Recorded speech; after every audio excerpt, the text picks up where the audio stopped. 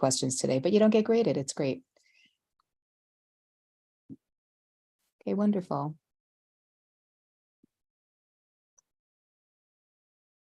Okay. So welcome, everybody. You're in the right place if you're expecting to be at the National Student Data Corps April 2023 Data and Earth Sciences Career Panel.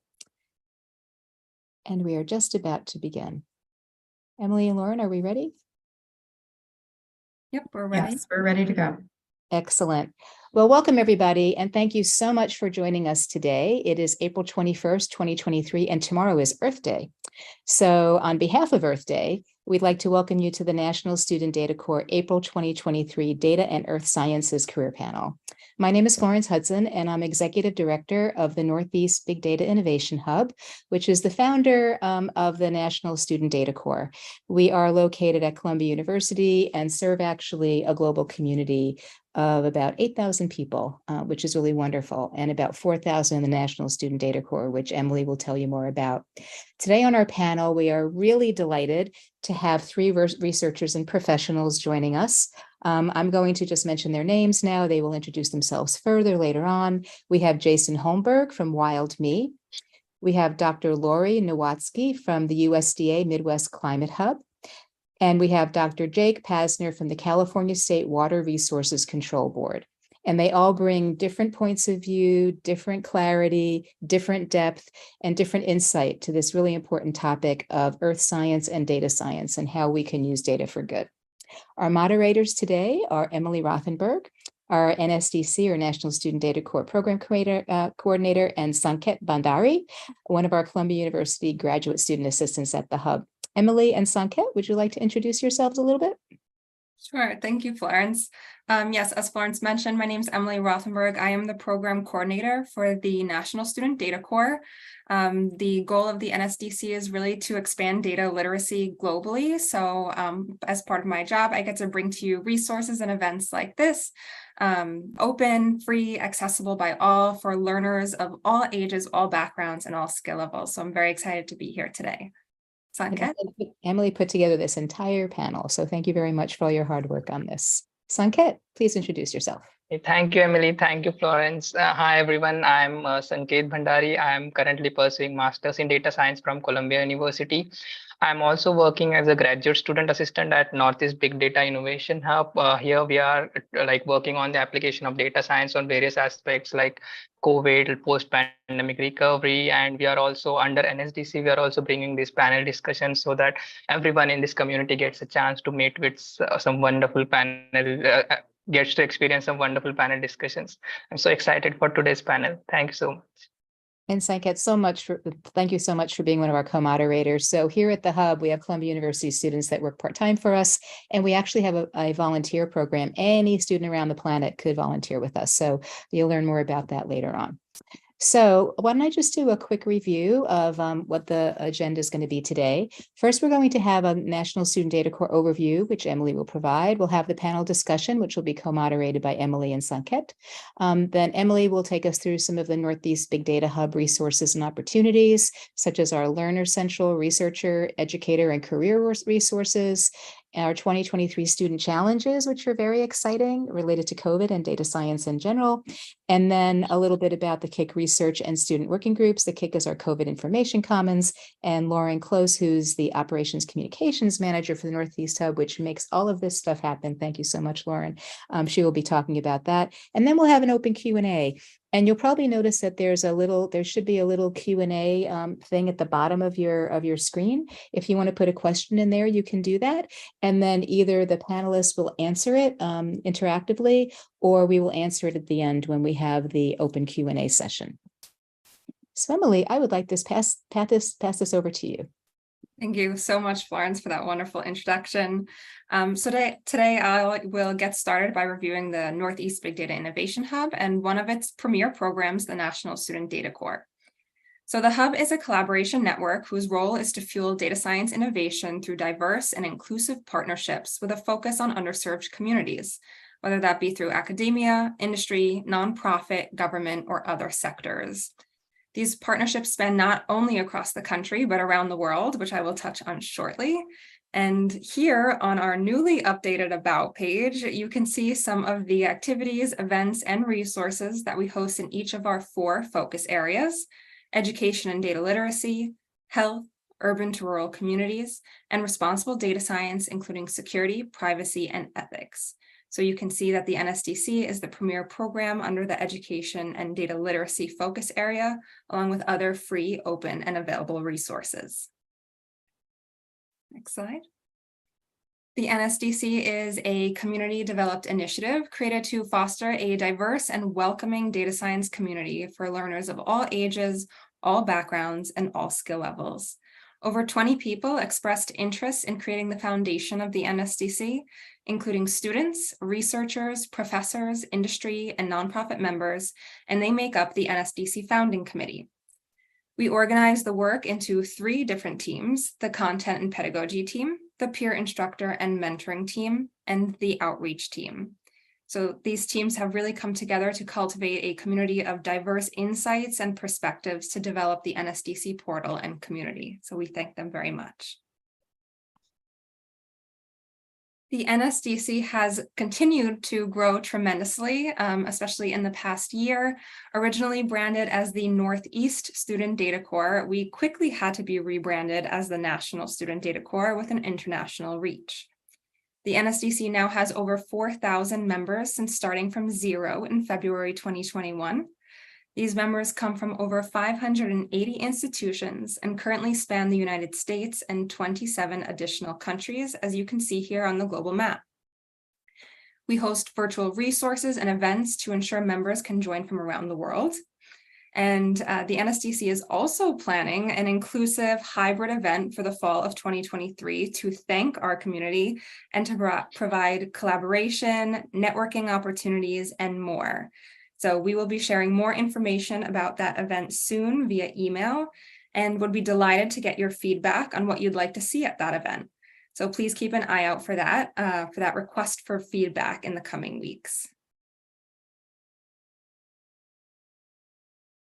And now I am happy to introduce the panelists of today's event: Jason Holmberg from WildMe, Dr. Laurie Nowatzke from the USDA Midwest Climate Hub, and Dr. Jake Pasner from the California State Water Resources Control Board.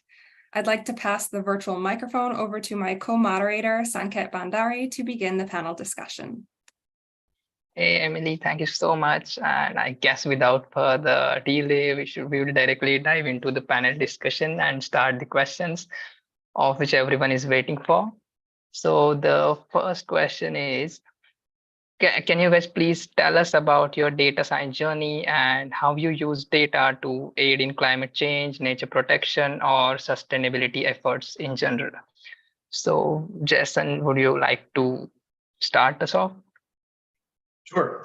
They say never, but I would like to say that probably no guidance counselor has ever said, get a degree in chemical engineering and a master's degree in Arab studies on your way to studying wildlife and applying artificial intelligence. It's been an unusual journey. I'm more an example of a citizen scientist than a structured researcher.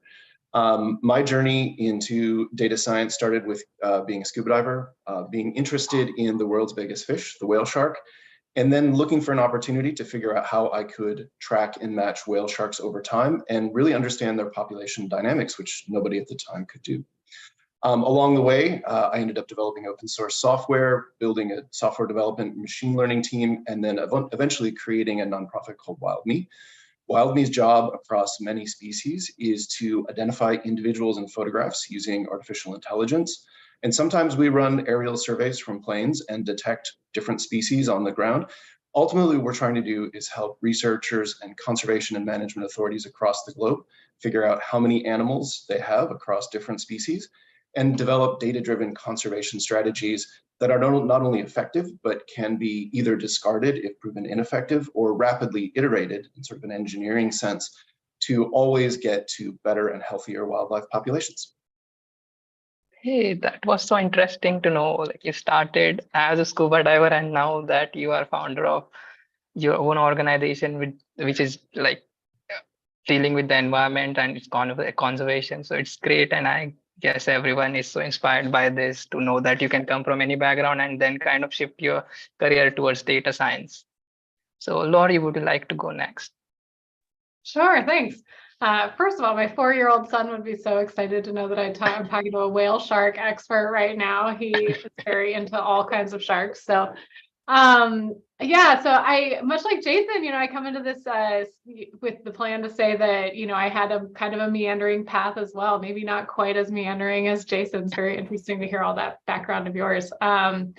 I started out at Wright State University in Ohio. I'm from Boston originally, but came to the Midwest for college. And so I was in Ohio studying biology and ecology. I was really excited about that, and took a couple courses in some data analysis. So I learned R during my undergraduate studies and kind of then forgot about it. And I went off to do a master's in international relations and environmental policy. And I was really looking to head down the route of, the human dimensions. I was really craving, a move from the natural sciences to understand more about how humans interact with the environment. And during that that master's program, I took a course in R used to understand the global carbon cycle. And so that really kind of reinvigorated my love of the, quantitative analysis and data analysis, and came to understand that I enjoyed it and maybe was kind of good at it. So I went on after my master's degree there at Boston University. I came back to the Midwest, and I worked in water quality research and outreach here at Iowa State University here in Ames, Iowa, and was working on understanding how Iowa's efforts to improve water quality were going. So kind of evaluating programs here in the Midwest in terms of reducing agricultural pollution. So nutrients like nitrogen and phosphorus entering the surface water and moving into the Mississippi River, and causing a lot of environmental degradation downstream in the Gulf of Mexico. So, and here at home as well in the Midwest. So worked to really integrate, understand those biophysical data, but also, a huge goal of mine is to understand how can we integrate data from kind of the human areas as well. So along the way, I kind of developed a passion for social sciences, and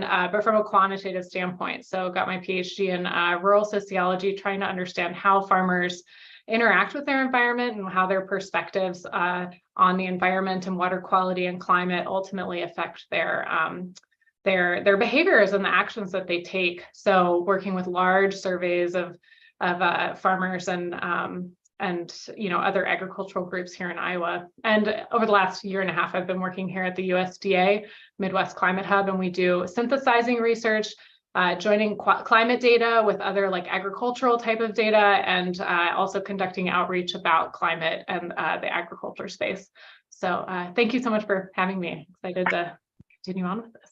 Oh, yeah, thank you so much. That was so technical, like a lot of biology stuff. So you started with biology and then used data science as a means to achieve your end goal that you are doing right now, like a human environment interaction. That's so great to see. Thank you so much. So Jake, how was your journey? Thank you, Sanket. This is very exciting. It's also wonderful to hear more about these panelists. I think that you've got a good smattering of people representing that you can come from a lot of different backgrounds here. And I'll just pile on to that. I grew up as a blue collar worker on my dad's farm. So I grew up farming in the foothills of California.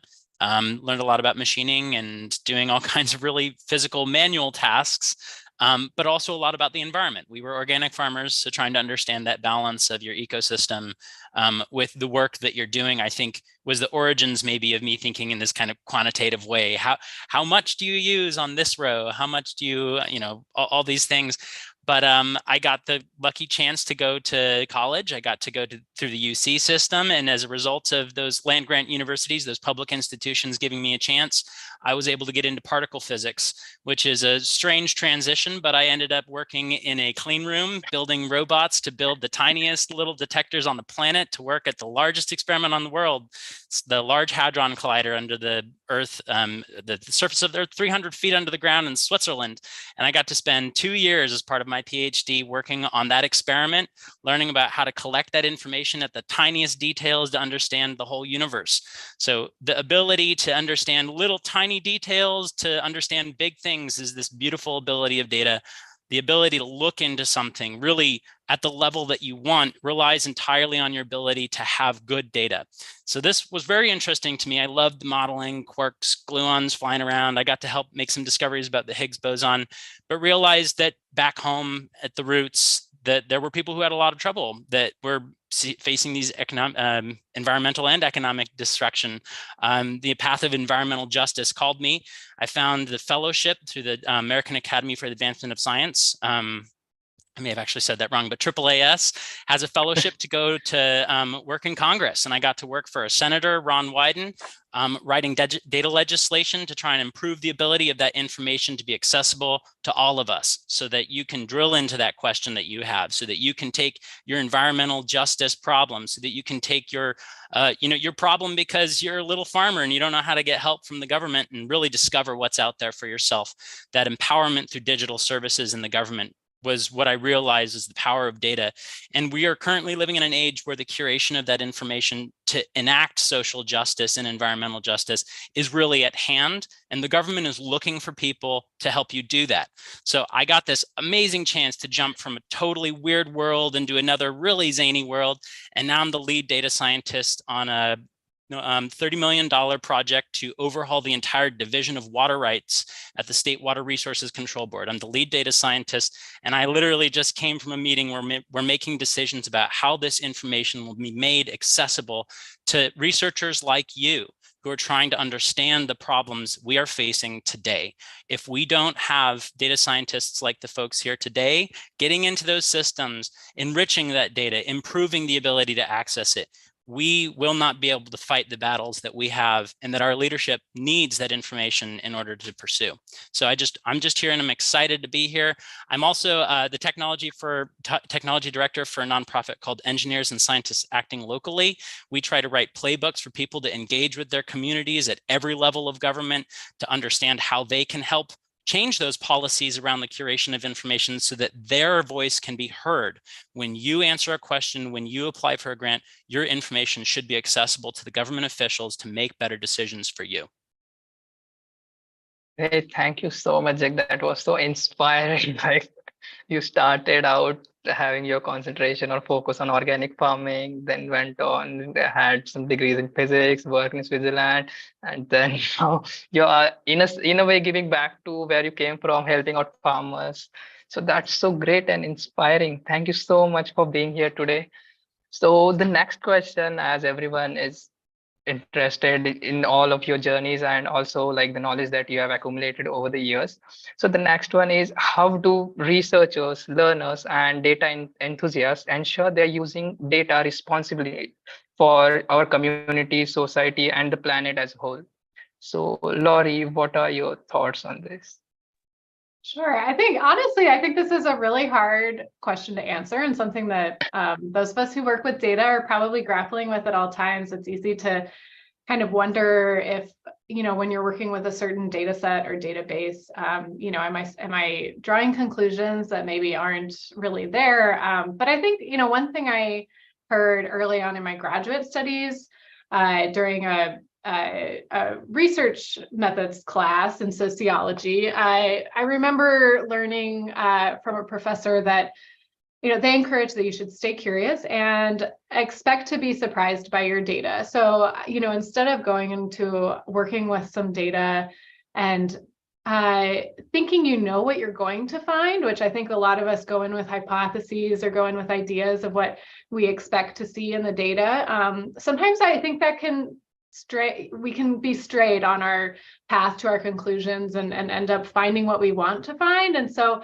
to kind of work ethically with our data and kind of impartially, I encourage everyone who does work with data now to really think about, am I allowing myself to be surprised by my findings? Am I allowing myself to really question what I am seeing? And I think that's really important in order to kind of maintain a bigger picture view of our data sets and not be kind of tempted to find what we want to find or what we think we'll find going into it. So that's a little bit of a specific answer maybe, but it's something I grapple with and try to think about and remind myself of when I'm working with data constantly.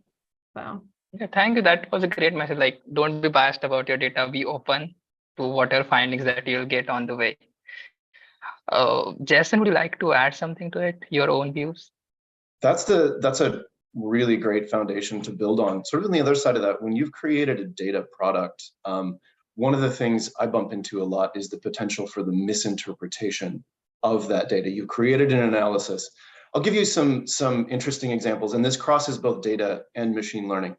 One is, I was a reviewer on a paper. A lot of times at WildMe, we're looking at matching individuals across a catalog. Which whale is this? Which giraffe? Which zebra? Et cetera. And there are a number of different computer vision algorithms you can use, all of which produce a similarity score. And those scores are wildly different across algorithms. They can be like football. The bigger the score, the better. They can be like golf. The lower the score, the better. And you can have both of them being applied to the same species.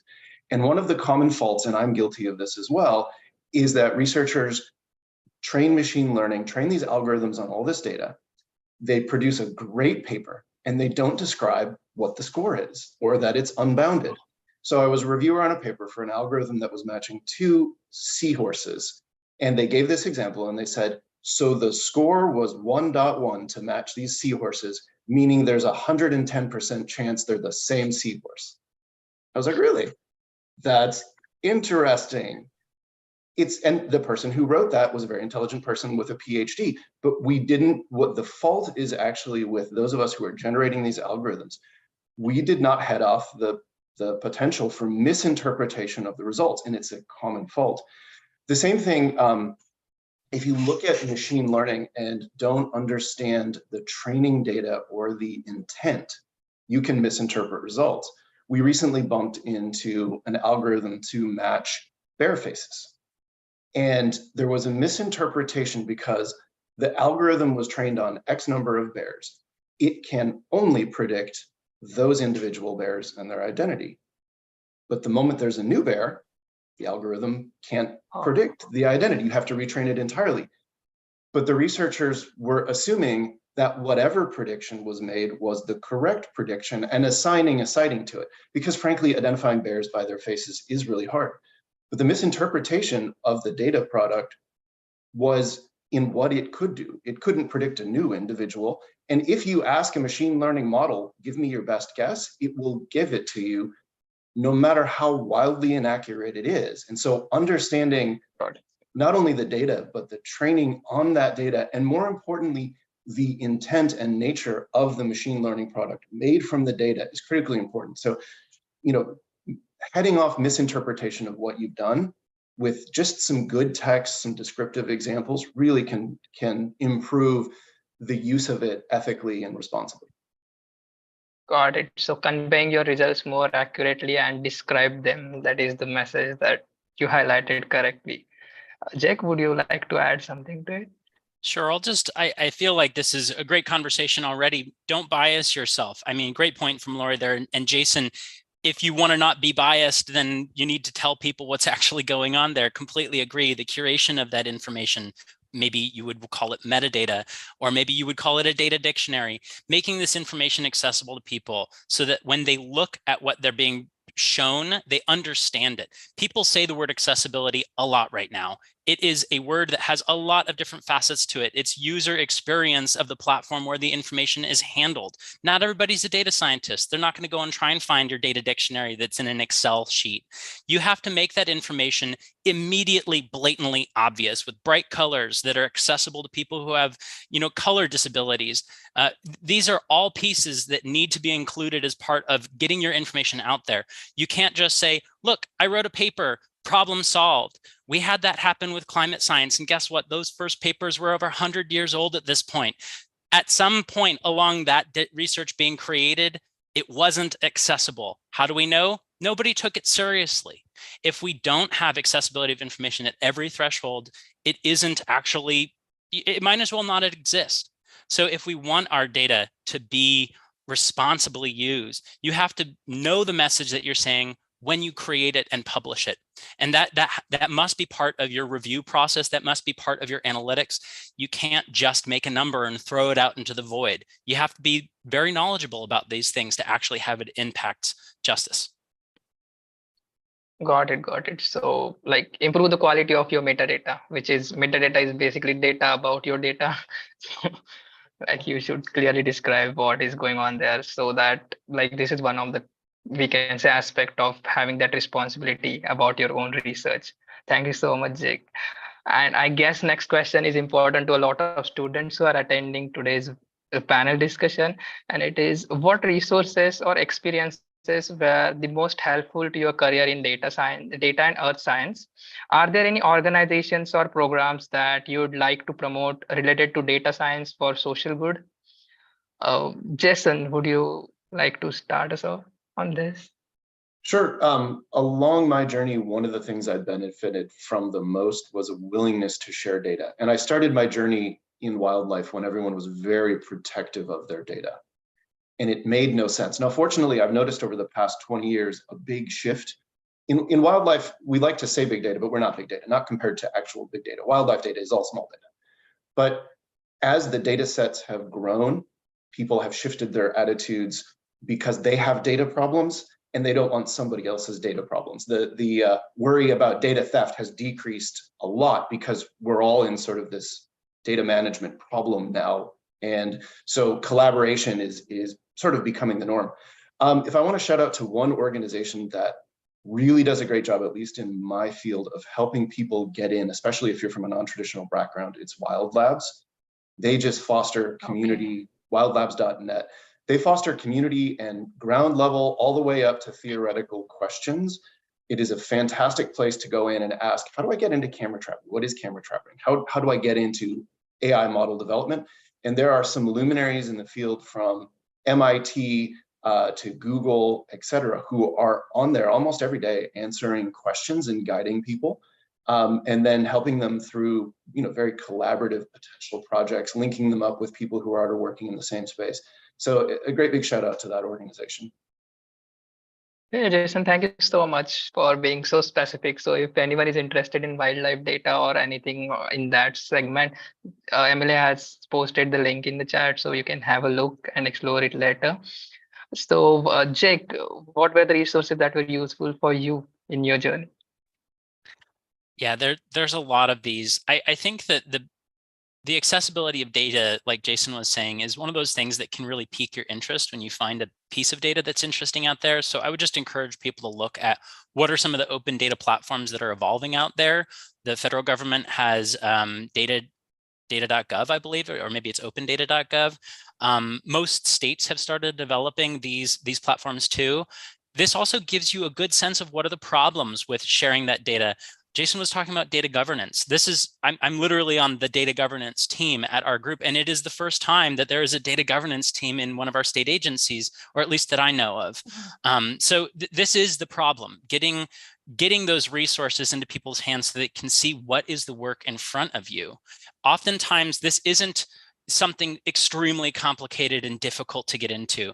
Sometimes it's something that you can just show up and say, oh, I know how to write a script that pulls out all the null values and replaces it with a 0. And that's it. It's really just curating this little data set to help it, or understanding it well enough to improve that metadata so that somebody else, the next person who comes along and finds it, can use it more readily. So I think that finding those resources where data is shared and then engaging with that and saying, oh, look, I made this cool little thing. Isn't that interesting? I mentioned earlier, Engineers and Scientists Acting Locally. That's the organization that I work with. It's a place where we try to hold these discussions to talk about how can you take your knowledge as a specialist and turn it into policy, how to impact local policy. So I really encourage you to just think of data as something that you can look at and other people can't. If you can make it more accessible to other people, and if you can see what are the structural problems making that data difficult to share, you can try and influence that in your local community. And as we do that, as grassroots efforts folks, we can really create large-scale change when we speak to our leadership from that place of knowledge.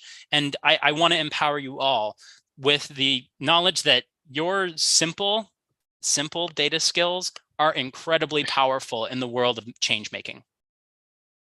Oh, even the small contributions matter in like the field of data science. So thank you, Jake. And Laurie, what are the experience that helped you throughout your journey? Sure. Jake and Jason started this off so great. And I think I want to reiterate that data sharing has been just really instrumental for me. And I think for anyone who's working in data right now. And I just want to add on top of all the data they talked about, I think if anyone is not working with data right now and is really interested in that, I think anyone you see on your screen right now can probably point you to many public data sources where you could start kind of finding data and asking good questions. One resource for me that was really formative was actually run by the Midwest Big Data Hub, which I believe is kind of a sister effort to the Northeast Hub. And they held for a couple of years leading up to COVID, and I hope they restart it. They held the Big Data Summer School at Iowa State University, and it was a week-long kind of intensive workshop exploring lots of different techniques like understanding specific software, Python, things like that, and also grappling with some of these data for social good questions. That was really helpful for me, not just from gaining new hard skills, but also understanding how other people were working with data in other disciplines. I think what I found out really quickly was that big data for me as a social scientist was very different than the big data for the geneticists in the room. So for me, big data is like 7,000 farmer observations, which, for others, it's millions of observations. So kind of understanding that range. And one other thing I really want to reiterate is I think some of the things that have been most helpful to me in my data science career are, courses and experiences focused on topics and issues. So I think if you don't have a good understanding of certain topic areas, certain contentious problems or social issues, then there's only so much you can do with your data. So I encourage folks who are really heavy in the technical coursework, lots of programming or data management, to consider coursework in social issues. So for example, in my PhD program, my favorite course was sociology of food and agriculture. And we went really hard into the literature, a lot of qualitative research on social issues related to the food systems globally. And what that did was it really gave me the ability to ask really hard questions, really confront my own understanding of the world. And so I think that is really, really key for doing great things with data. Oh, thank you so much. So to summarize, I just say just go out there and just go through a lot of data sets that are available in your field. I would also want to give a shout out to Kaggle.com. Like just go to Kaggle for those of you are still studying and enhancing their skills. There are a lot of great resources. And also at Northeast Big Data Hub, we have aggregated COVID related data sets, so you can have a look. The next question is a bit thought provoking. So how can we increase climate and sustainability literacy in the community? In what ways can the newer generation take actions to best support sustainability efforts? And Jake, what are your thoughts on this? Gosh, this is just, it's so important. I think that we sometimes stumble over ourselves trying to find the fastest way to do this. Educating people takes a long time. It's a generational thing. We can't just jump into having everybody understanding these issues. And with each generation, we speak to each other differently. So I think that this starts with educating yourself. I know that that's hard, but a lot of these issues start with what is the problem that's out there? Not just, I've read the headlines and I'm really pissed off about this thing, because I am, but what are you going to do about it? You really have to ask yourself that. What is the thing that I'm nervous about? What is the thing that I see as this existential threat? And if you can educate yourself about what's going on, then you can really speak eloquently about it. You can find that data. And when you see it, you'll know it. You go from this, I'm really worried and I don't know what to do about it, to I am a precision instrument for finding information that can inform my response and other people's response. So I think turn yourself into the tool for change by seeking out these resources, by attending events like this, by sharing that information. And when you really educate yourself, sit down with a good book, maybe you can suddenly open this new crack in the window. You start looking at everything a little bit different, and you say, oh, I wonder why that person said that. What organization are they from? And then you go find their LinkedIn and you realize, oh, they really know about that thing, and maybe they have some ideas about how I could work with them. And I've done that a number of times, and people that are speaking, including myself today, this is me opening the door right now, reach out, say, I really liked what you said. Is there another place I can learn more about this? And by teaching yourself, you improve the literacy of other people. That's how you become somebody who can speak about these things. So the beginning to literacy, I would say, is from within. Educate yourself so that you know what to say and when to ask the question at the right time. Oh, that was so insightful. Like, start taking actions and start doing it by yourself only, and be open-minded about what are the changes going on. Be inquisitive, just do your own research and get to learn new things. Thank you so much, Jack. So, Laurie, what are your thoughts? Would you like to add something to it? Yeah, that was great, Jake. I think, yeah, educating yourself is a really great place to start. And then, here at the Midwest Climate Hub at USDA, a lot of what we do is synthesizing current climate research and agriculture research and disseminating that and conducting outreach. And traditionally, this kind of outreach model is, we've done science, we've read the science, and now we want to deliver it to people who might use it. And it's very one direction. What we try to reiterate to anyone who wants to, work on climate literacy, do outreach as a part of their research or their work, think of it as a dialogue. You need to have a two-way conversation. And Jake kind of alluded to building relationships over time, and that's really, really important. And like he said, it takes time, and it also takes kind of multi-directional communications. It's not just a top-down. If people if people just learn more about climate science and then took action, that's great. We wouldn't be where we are today. So, but that's not the case. Just knowing about something isn't enough, and people need to kind of feel it in their gut and in their bodies and understand the problem really wholly. They need to experience it in some cases. They need to see the impacts. It's different for all sorts of people. It's not just about understanding the problem or knowing the science, So if you're passionate about promoting climate literacy or sustainability literacy, then really think a lot about how to build those relationships, how to listen and respond with data and with science, but also kind of with emotion and with understanding and compassion. And you can't do it without it. And you're still going to face people who have resistance to that, and that's okay. But there will be others who their minds will be changed. Got it. So having two-way conversations by experts and to and fro conversation between experts and the newcomers or new generation in general is a good way to start this data literacy. Thank you so much, Laurie.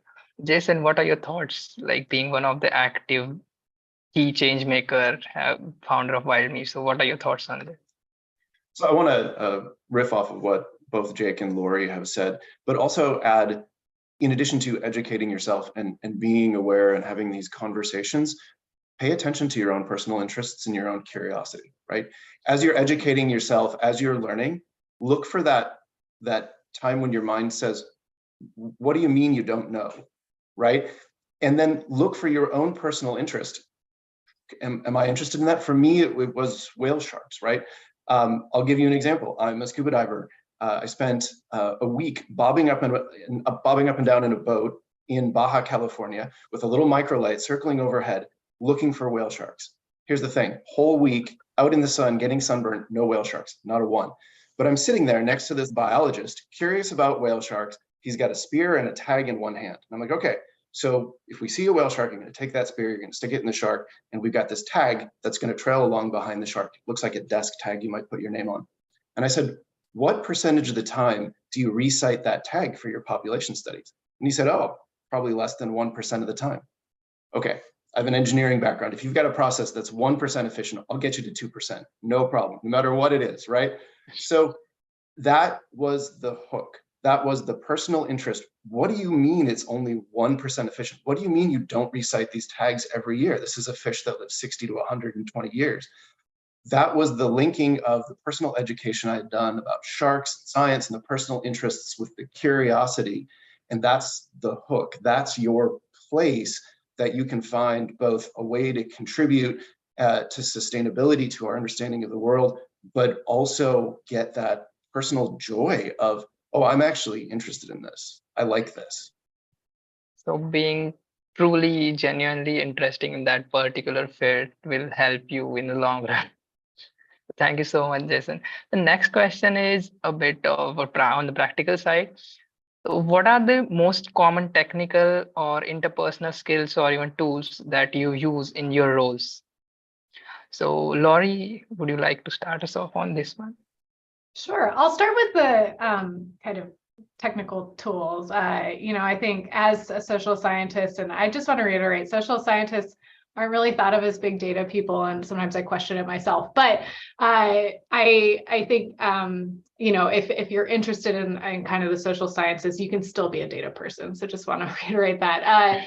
And I think for me, and like for most people, you work with the tools that you've already learned. And so I use R because it was the first programming language I've used. I also use SPSS, which has some mixed reviews from the community, but that's because my PhD advisor used that. And so that was the easiest way to collaborate. And so, and we're always learning. I think everybody always is in this field. And so, my next step is SAS so that I can actually, and I don't know it yet. I've used a little bit, but I would like to learn SAS more fluently so that I can go to the USDA data centers, which are physical locations where you can go and work with Census of Agriculture data, the raw data, but you have to, go and use SAS and they approve what your analysis and you take it away so that you're not taking sensitive data with you.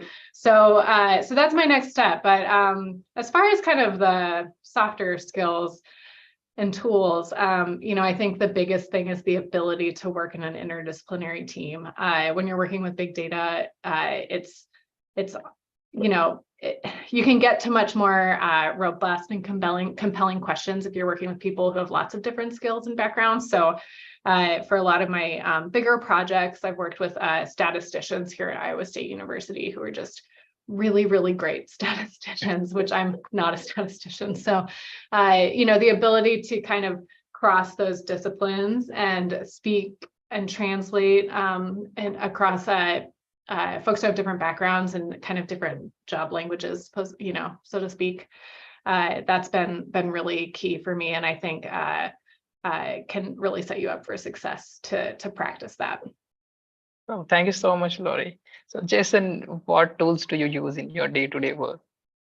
A lot of times in preparing very diverse wildlife data for machine learning training, I use Alteryx. If you're affiliated with a nonprofit, there's an Alteryx for Good program. You can get a free license. Otherwise, it's a very expensive tool. It will absolutely save you that amount of money and more every year. I don't work for them. I'm not promoting them. The thing I like about Alteryx is that it's a visual tool. You don't have to code, though you can inside of it. There's a lot of drag and drop just to help you with rapid data manipulation. And that allows you to enter into a number of different types of data challenges. And oftentimes, going back and reevaluating the data explains why machine learning is underperforming. So then just having a workflow that's visual and inspectable really helps. And I'm sure there are open source alternatives being built for that particular tool. So that's specifically one of the tools I use.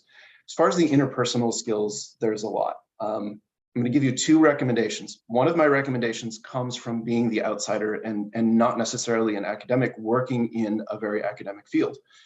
Ask for help, and then let the person you're asking know that if they don't help you, you're going to do it anyways and maybe poorly. And oftentimes what will happen and I did this, and building off of Laurie's example, I did this with a statistician. I have no business doing marker capture models for whale sharks. I educated myself on them. I approached experts and said, I'm probably going to do this poorly if you don't help me. I'm prepared to walk out the door and say, it's okay if you don't help me, but I'm going to go do it poorly. And a lot of times what you'll get is, okay, come back here, let me help you. And they do. And along the way, you get your due diligence in, which is, I as an outsider am generating statistical models, but I'm absolutely and responsibly having an expert review the results and helping me look for bias, helping me look for misinterpretation. And those papers got through the journals and were published, and those numbers have held up over time.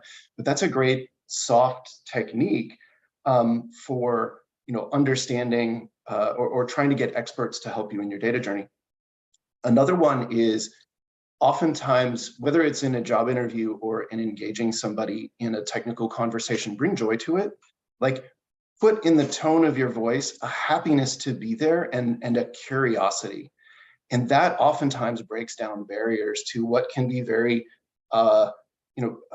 intimidating conversations with experts, or connect with them on a personal level. Do you have kids? How are your kids doing? Build that personal connection, destroy the awkwardness, and then get into the difficult questions and be humble about, let them know, I don't know what I'm doing. I need your help. That will get you along the journey to getting their mentorship, getting their help. And eventually along the way, you do become the expert, you do become knowledgeable, and they respect the humility you approached it with and your desire to learn. And then one last thing, whether you're in the nonprofit space and you're putting out proposals and getting rejected a lot, it happens, or whether you're building a data product or doing an analysis and you're getting stuck, and it happens a lot. Look for the good ideas in your detractors. I often would get upset by peer reviews on papers. Oh my God, why would you say that? You're tearing apart my work. Put ego aside, look at what they're saying, because I think oftentimes the best revenge on your critics is to actually learn and improve from what they say. And that helps you then calm down and realize, oh, that wasn't negative criticism at all. That was constructive criticism. I really love that. I'm going to improve my data product. I'm going to improve my analysis. And then when you go back to those people with the improvements, you get that grudging respect of what? You listened, you improved things. We need to work together more. So those are some soft skills I've learned the hard way along the way. Oh, thank you so much. I really liked your approach to asking for help and being open to help as well. Thank you so much, Jason. So Jake, would you like to add something? Yeah, I'll just quickly tag on, because I think that we've got two people that have got very similar minds in my mind. Laurie and Jason have nailed a lot of these technical skills. I learned Python, C++, and R kind of as my first languages. Just being inquisitive, I think, for technical skills. I said that earlier, but once you learn one of those really well, you can expand your boundaries. And usually that means when you find that thing that brings you joy to think about, you can figure out what does that community use and then start learning from them. And the thing that then takes you to is humility, going to somebody who knows better than you and learning from them, because you are approaching an expert. You might be really, really smart. You might have done really cool stuff. And I think that a lot of technical folks, especially passionate ones, can lead with, gosh, I'm smart. Let me show you how smart I am. When you're coming to an expert, when you're joining a new field, when you're finding that new passion, you need to come in with, I don't know this, and I'm really excited about learning what you know. So a lot of technical colleagues I've had, the thing that blocks them is their thought that they know better, their bias that they understand the problem. You don't. I assure you. I just spent the last year learning all about water rights, and I knew nothing, and I still know next to nothing.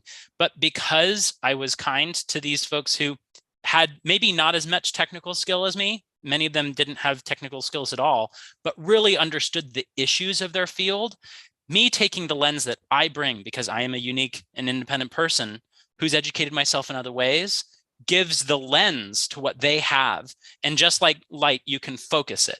If you bring your lens and their, the light that they give off, the knowledge that they have, and you can focus it on something, those combination of skills are what creates change. So your technical skill is your interpersonal skill. Your interpersonal skill will bring you those technical skills. So be open, be inquisitive, and don't think that you know better, because you don't. And that's your power.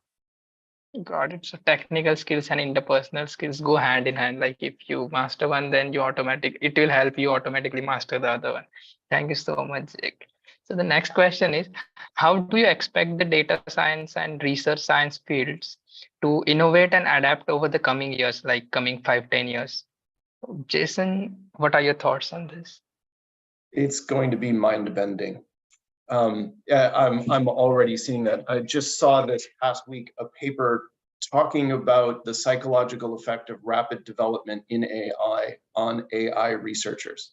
And I've seen it. I've seen projects I've been working on in the last, for the last 3 months get mostly solved by somebody in an overnight press release. And you're like, what have I been working on?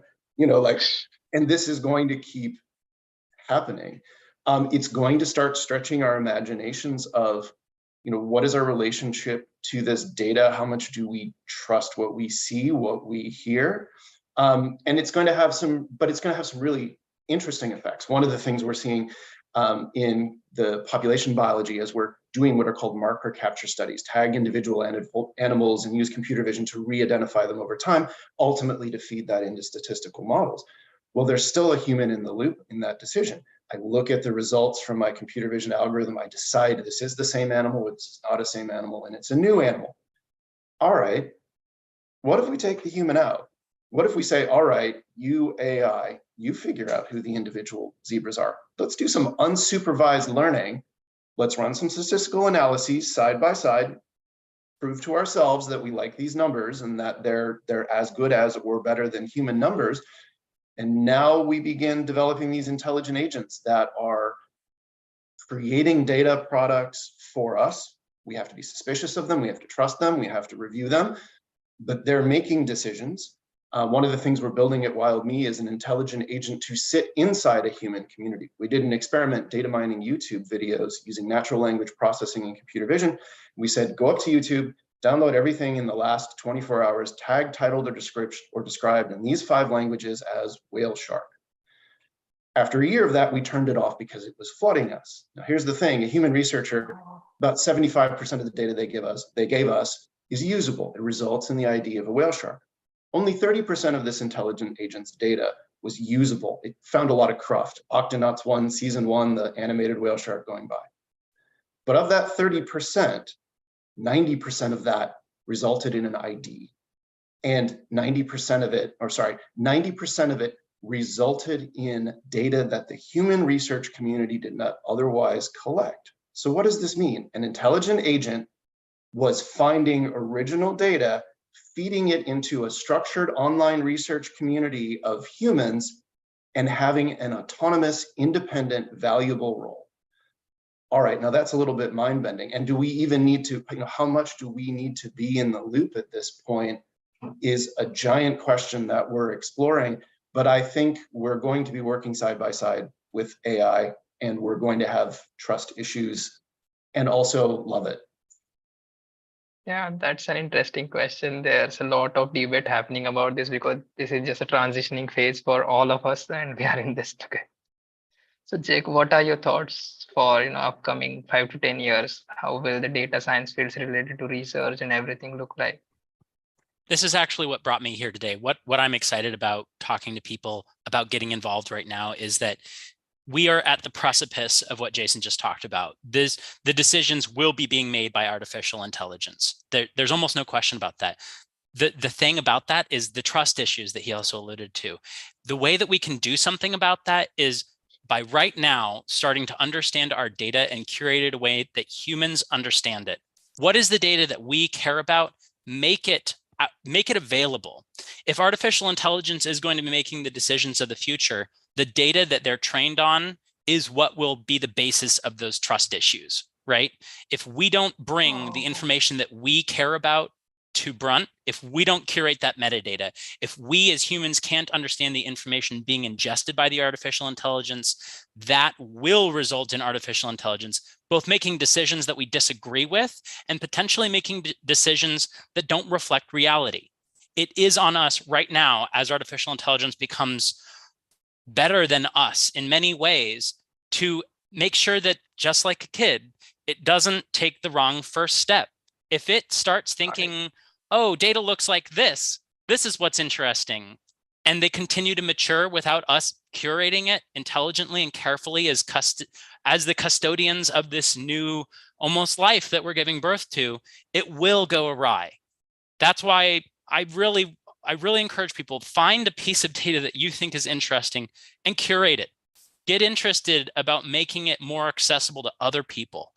That's how we're going to make sure that these powerful tools can actually help us. if we don't bring the information that matters to us and our communities to light, it will not be capturable by these artificial intelligences, and those tools will again fail the communities that are already being failed.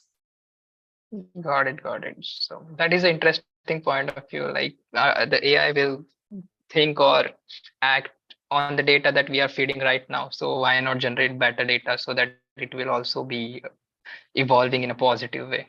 Thank you so much, Jake. Laurie, what are your thoughts on this? Gosh, I don't know how to add on to that, but really, really interesting to hear from Jason and Jake about that. And, I think, what I will say is, the trust thing, I think a piece of that we can contribute as non-AIs, as humans, is transparency. I think data and research transparency is critical, and perhaps can help ward off some of these potential trust or misgivings around AI. And something else I want to add too is that, I come from the federal government, which can act in a very backwards way in a lot of ways. We are very bogged down by old technology, in a lot of cases. It's not, in every sense, all across the government, but there will always be for a long time anyway, we will have data sources that are gathered in public spaces through public agencies or universities that do not have that AI component, do not have, may have a hard time keeping up with some of those greater technologies. So I just want to say that, to reiterate that it's still about providing the data for folks to use who can use it and answer these hard questions or address these hard questions. And, if this AI or machine learning is intimidating to you as kind of a young student or researcher, then, start small, start with the publicly available data sources right now that maybe haven't really seen much of the light of day beyond the researchers who have developed it, or, there's always opportunities to kind of bring that data to people who will use it and to make it more nimble for folks who are making decisions or policymakers. So to me, that's always been the future of data, and it will always be a challenge because and we still need to kind of make it usable. So a good thing. That's all I have to add. But I think Jason and Jake really put it well. Thanks. Got it. Thank you so much. All of your inputs were insightful in this particular question. It was hard to answer to start with because it is an ongoing change, but still your thoughts were very insightful. I need your quick response on this one. Like, some of our participants would like to know how they can get started in this field if they have no background or prior experience with data science or software tools. So, Jake, what would you suggest in a few minutes? Yeah, I think that this is a hard question for people because you think, oh, data science is so hard. I've never written a program. Jason already mentioned there's platforms out there that are completely visual, that are really just drag and drop ability to take data that's out there and start just playing with it. So I encourage you to do that, to find a visual data analysis system, just find something that works for you and start with that. There's way more data out there than you realize. In California, we have data.ca.gov, and it's got a whole bunch of data that you can go download. It's already been prepared for you, and then you can play with it. You can make it a visual little thing. You could make it, where's bad traffic in my neighborhood? You could do, where's the closest drinking fountain in my town to anywhere. Simple things, fun things that you could show a kid, and it will encourage you to start playing around with stuff. And that is data science. Data science is opening an Excel sheet and then finding how many water fountains are in my county versus other counties, and then making a little plot of it, saying like, oh, why does this county have less water fountains? It doesn't have to be some big, totally awesome analysis your first go at it. It can be simple, and it's really fun once you crack something open and you find that data that brings you joy.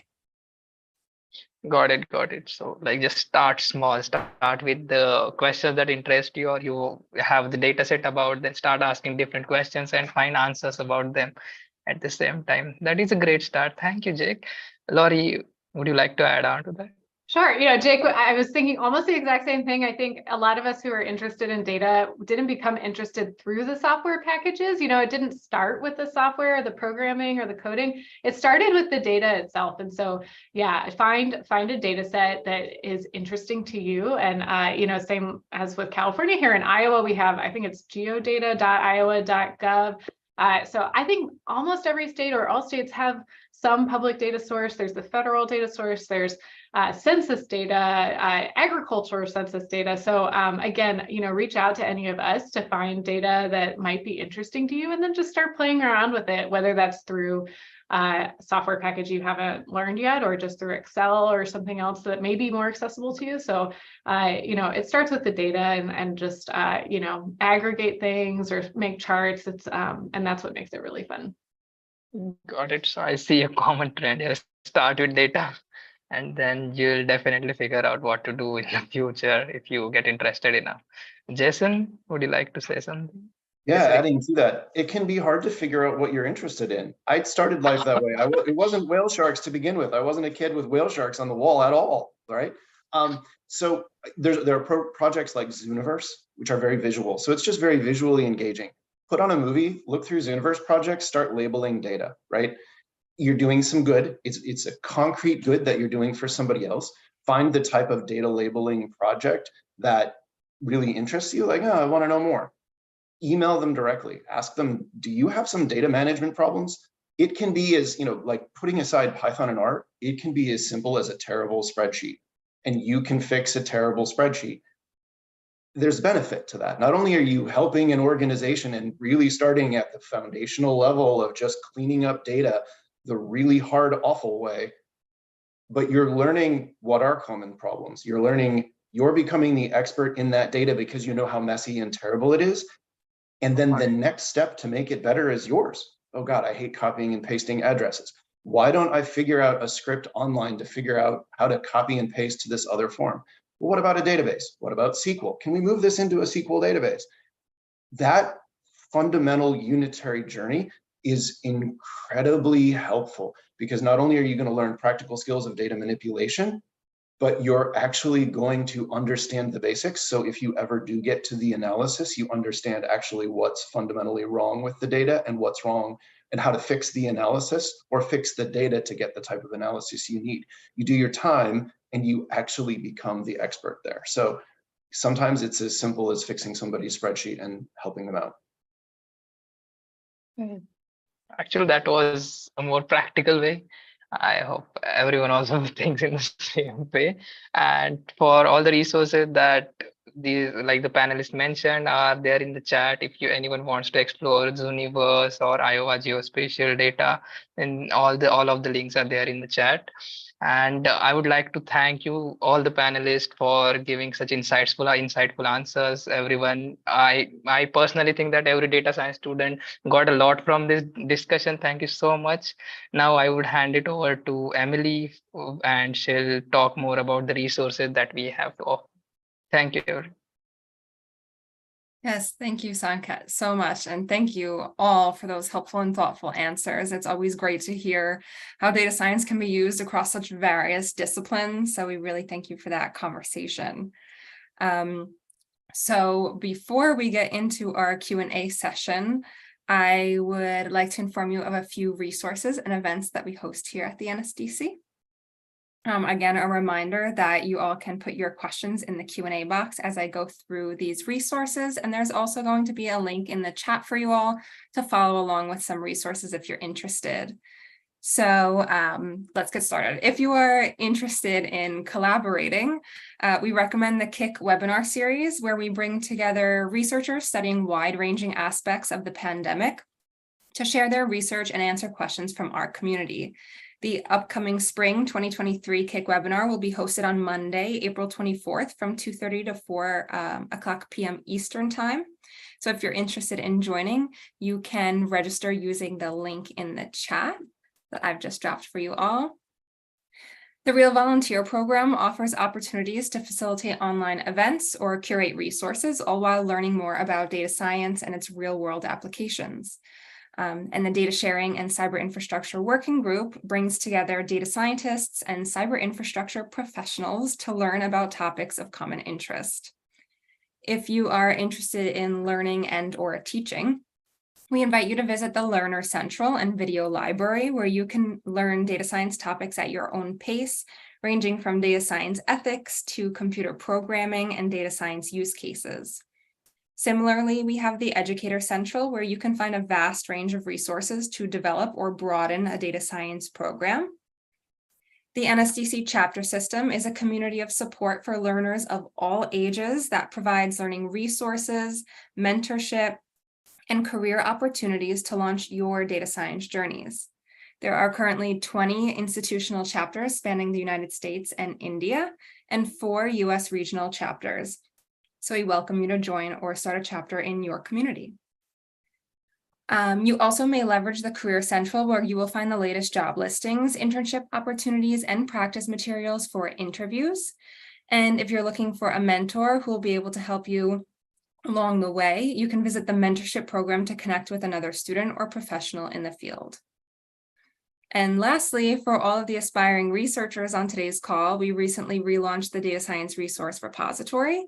The DSRR is a curated set of over 750 resources for learners, educators, and researchers, including English and Spanish resources.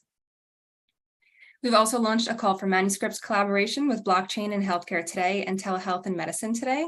Members of the Hub and the NSDC have the opportunity to submit a research manuscript with the article processing charge waived.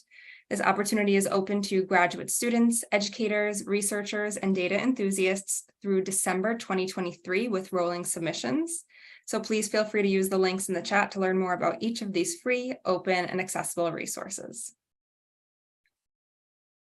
Additionally, if you are interested in creating a data science research project on an appropriate topic of your choice and creating a virtual poster board to showcase your research findings, then the recently launched NSDC DSS is for you.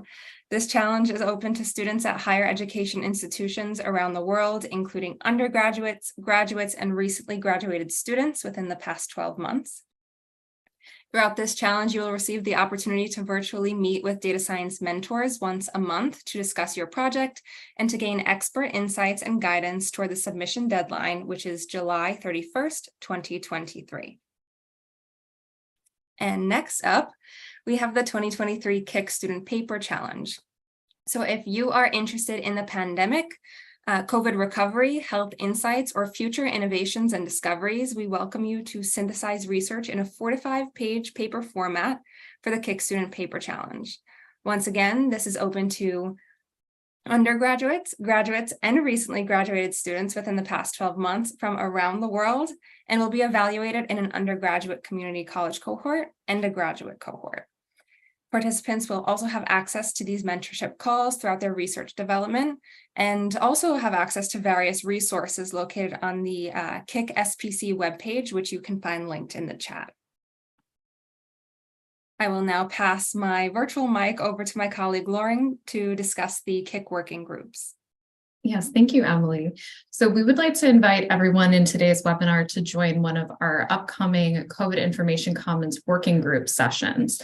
The working groups focus on COVID-19 research and pandemic preparedness, analysis, and policy. This is a great opportunity for data science research. So we host 2 working groups at the Hub, one which is for researchers and professionals, another which is specifically designed for students of all academic disciplines and backgrounds. So if you're interested in learning more about outbreak prevention, social impacts of COVID, or even the educational outcomes during the pandemic, we absolutely encourage you to join one of these upcoming monthly calls. Our next meetings will be this coming Wednesday at 1 p.m. That's for the researcher working group. And the student working group will actually meet next Friday at 11 a.m. Eastern. So you can visit our website at the links that are noted here for additional information, including the Zoom links to join our groups. And likewise, if you'd like to collaborate with students on data science projects related to COVID-19, again, we really encourage you to join the KIC Student Working Group. So you can find all of that information on the webpage or email our KIC Working Group team directly for additional information. And we hope you'll join us. Thank you, Lauren. So now we will begin our open Q&A session. There are some fantastic questions that are in the Q&A box right now. I've been seeing them come up throughout the event, so we're really excited for that. What we typically do is that we start the Q&A session off with a poll. So I'm going to launch the poll now. You should all see a box come up at on your screen. And it asks you to choose one of three options, which question you would like to hear the panel answer first. So I'll give everyone about 30 seconds. I already see the numbers coming up to choose which question we would like to start the panel off with.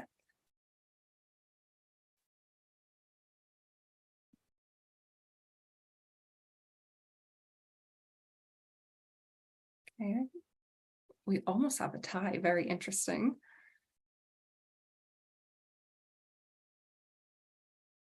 Okay, so the winner, let me share the results for all of you to see. The winner of the poll is that very first question: what do you know now that you wish you knew during your time in school? So Sanket, I will pass it back to you to start moderating the Q&A session with that very first question.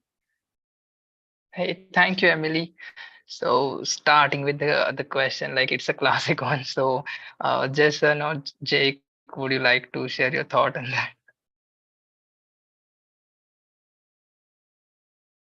I guess I'll go for it.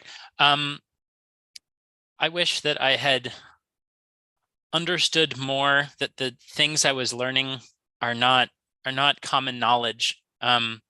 I think that when I first got out of school, which for me, I only finished my PhD program a couple of years ago, I had a lot of learning to do about what's actually going on out there outside of academia. I think that a lot of the skills you're learning apply to the real world in different ways. So I wish during my schooling, I had done a little bit more of what are some real world examples of what people are doing with this? Because when I started touching on that is when I really discovered my path. It can be hard when you're a student to look outside of the bubble of academia, but I encourage you to kind of look at what are the jobs that are actually out there and what interests you, because that transition phase can be hard coming from pure academia into the real world. So follow something that looks interesting to you, follow your passion. I think Jason said it earlier, find data, something that brings you joy when you look at it. And I wish that I'd known that a little bit more when I was doing academia, because I think it would have helped me make that step a little bit faster. Got it. Laurie, would you like to add something to it? Sure. Yeah, just to add on to that a little bit, I think follow your passion is super important, but I also want to share that, you may not find yourself where you want to be soon after school. And so I would say that if that's the case, then bring your passion with you too. It may not be that, I don't know, I was working at Starbucks after undergrad. So, I think it's important to kind of keep that in perspective and know that things take time. And I also want to add that I wish I knew that building your career and building your skills is never going to feel really comfortable. It's never going to feel like it's easy. And so I think, relish in feeling nervous about things, nervous about reaching out to people, feeling like you're a little outside your comfort zone. And I think, honestly, if you don't feel that way, then you're maybe not doing enough. So really understand that just because you feel like maybe you don't know enough or you aren't skilled enough, that actually means that you're stretching yourself and that you're learning something new. So it's a good feeling to have, and a lot of people have that feeling when they're transitioning to new programs or new jobs or new skills. Got it. So just go out there and get out of your comfort zone in order to learn something new each and every day. Thank you so much. So I see there are a lot of questions So we'll start with this particular question, which is for Jason. Is the mega detector can lower the bias rate and the redundant rate of species on data analysis?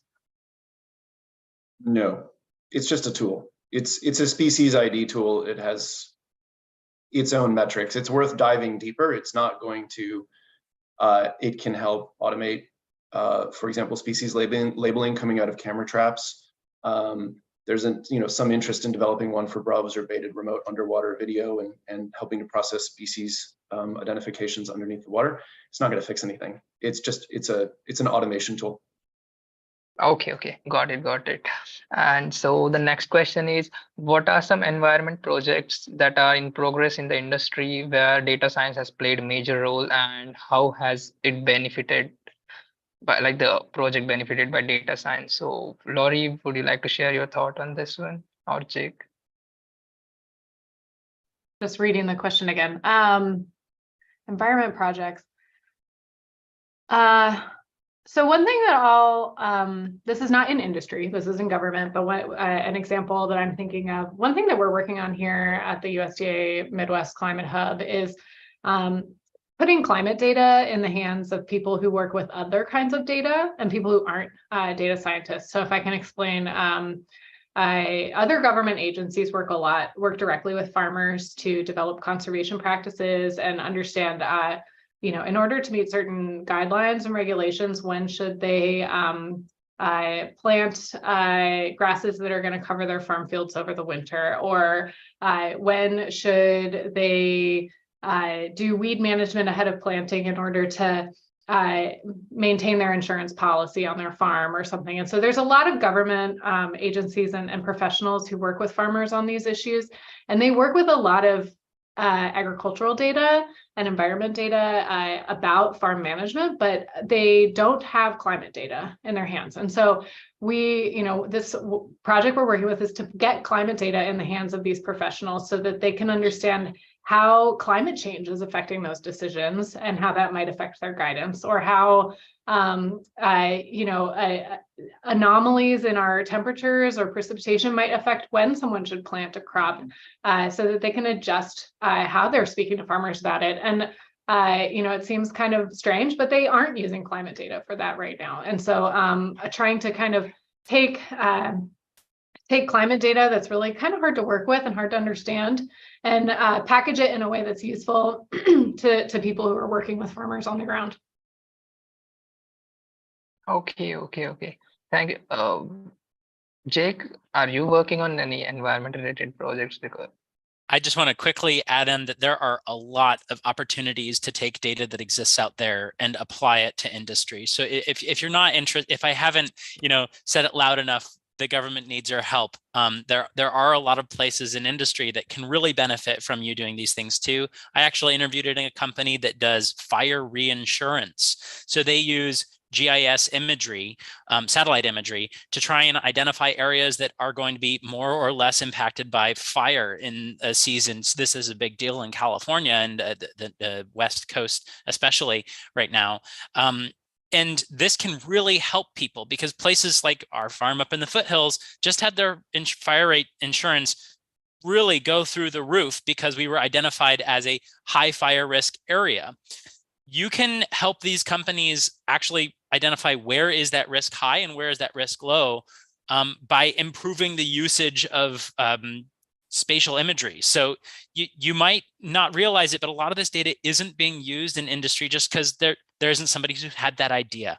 So again, we've said this a lot. Find a data source that's interesting to you, then track it down. Figure out, use your brain, use what you're passionate about, use what you know from your experience, and start asking those questions and seeing who might be interested in it. Once you do that research, you'll find companies that would be interested in having those talents, maybe things that you've thought of that they haven't. got it. That was pretty insightful. Thank you, Jake. So the next question we have is, this is an interesting one. How does recent developments in generative AI impact earth sciences? Like, what is the potential best use of the developments in generative AI is best used in near future? So Jake or Jason, would you like to shed light on this? Sure. In the wildlife space, I think I may have privately responded to this question. Generative AI is going to help us produce more diverse data for species detection. I'll give you an example in the data in the AI space. Worked with this group in Germany to study fire salamanders. They have a beautiful data collection protocol. They always photograph left side of the salamander. They give me 2,000 photographs. We produced a left side machine learning salamander detector on day one. They said, your software doesn't work. I said, what do you mean? Here's all the statistics. It works. Day one, they had a new research associate who put in a right side salamander photograph. The machine learning had only ever seen left sides. It sees a right side and it says, I have no idea what I'm looking at. And that's AI in a nutshell, right? So one of the problems we have in wildlife, especially, is getting enough visual diversity for machine learning to understand this is the animal, this is a rock, right? We've had machine learning, especially from camera traps, cheat and actually start saying, well, I know what a snow leopard is because it's always in front of the same rocks and snow. But then you show it a snow leopard in a different location, it has no idea what it's looking at, or it tries to identify the rocks in the snow. All of this is a real challenge in training machine learning for data. So there's a lot of challenges ahead. I think I went off on enough of a tangent there with snow leopards that my brain started spinning off into AI. I apologize. Oh, that's all right. I'd Yeah, love to go on, tag Jake. on to that. Thank you, Sanket. And yes, Jason, what Jason's saying about artificial intelligence, this was my point earlier, is that the curation of that data will define the future of usability of artificial intelligence. And this is why I got into working with the government, because a lot of the data that the government collects right now is regulatory. It was collected for these really narrow views of what's the thing that we need to answer in response to this policy that this lawmaker came up with. That information is incredibly rich when put into a format that it can be used in a different way. To take it to the example of snow leopards and rocks, if you don't have information about evictions, people being evicted from their home, curated in a way such that you can actually feed it into a machine readable system, there's no way for us to determine which policies are increasing the rate of evictions or decreasing it.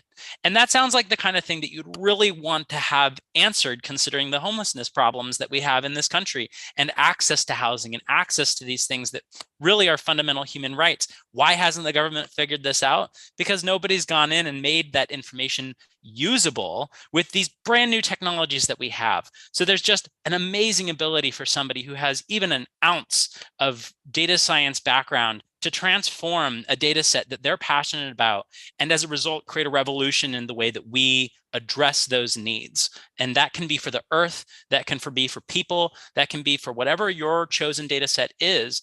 There's probably a policymaker out there that just doesn't even know that the information could be used. And if you can make it just a little bit, it'll change their world, and it can change our world.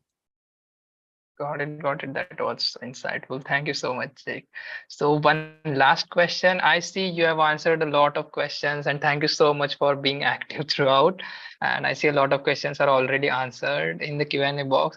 So one last question is, can you share us your thoughts on what are your methods so that you can apply your earth sciences research and data analysis to our normal community?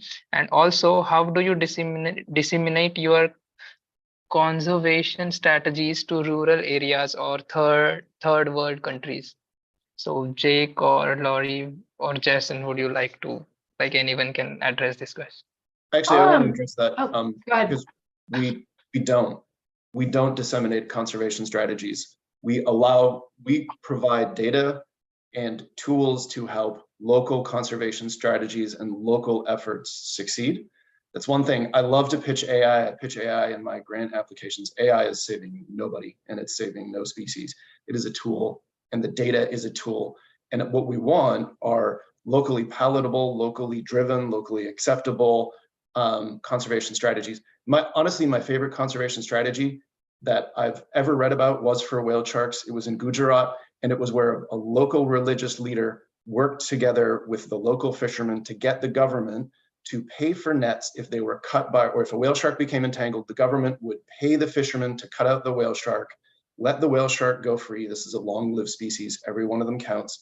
And then they would get funding from the government to fix the net and move on. That is beautiful. Shut down a fishery, work with the fishermen, support them. It's gorgeous.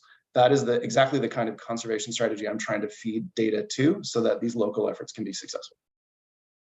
And I'll just back that up. I think that connection to local organizations and actors and resources is absolutely pivotal. So if you have data or results or a product that you think is applicable in a specific geographic region or with a specific community, then those of us in sociology would tell you to find those opinion leaders, and those are people who are respected in communities, those who are curious about and care about what's going on with their community and are connected, and build relationships with people who will hear you and be ready to listen to them too, and understand how that might help their communities, or how it can be adapted or changed to better serve them.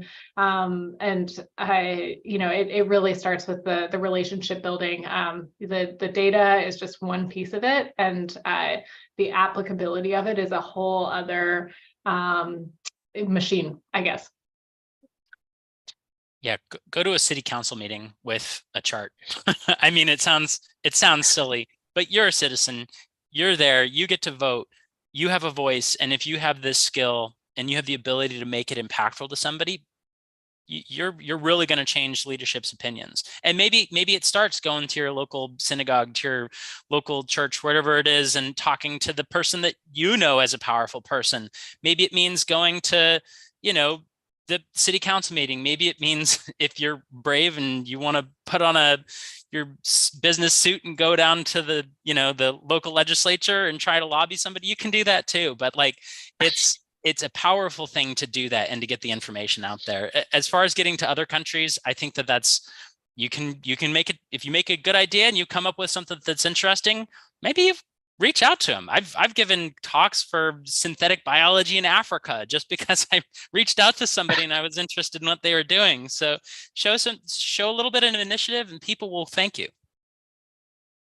Got it. Thank you so much, Jake. Thank you, Laurie, and thank you, Jason, for sharing such insightful answer and honestly answering each and every question in the Q&A, because a lot of time in a lot of panel discussions we miss out on questions, but you answered each and everything. So thank you so much for that. And now I would hand over the virtual mic to Emily for the next steps. Sure. Thank you, Sanket. So I would just like to say a big thank you to all of the panelists that were here today, Jason, Laurie, and Jacob, for sharing your experiences and expertise. I think just a comment from my end is that, especially like myself and in my generation, I see all of these things happening. I hear all of these things happening, and you just are stuck with this question, like, what can I do? What can my community do? Or what can I do for my community? And those questions come with I think, answers that you have helped provide today. So I'm just very grateful to have been a part of this discussion, been able to listen in, and I'm sure our attendees have really been they're grateful for it as well, because it's been so insightful. So we've learned so much from all of you. I would also like to say a big thank you to my co-moderator, Sanket, for the outstanding efforts that you put into today's event. Thank you so much. I'd like to thank the NSDC outreach team for helping us put this event together, and the facilitators of this event, including the Northeast Big Data Innovation Hub Executive Director and NSDC founder, Florence Hudson, and our Hub Operations and Communications Manager, Lauren Close. Thank you both for all of your efforts.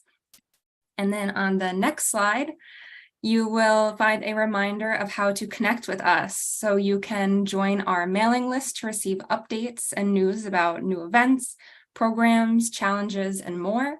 You can follow us on our social media accounts, including LinkedIn, Twitter, Instagram, and YouTube, to keep up with us and new opportunities.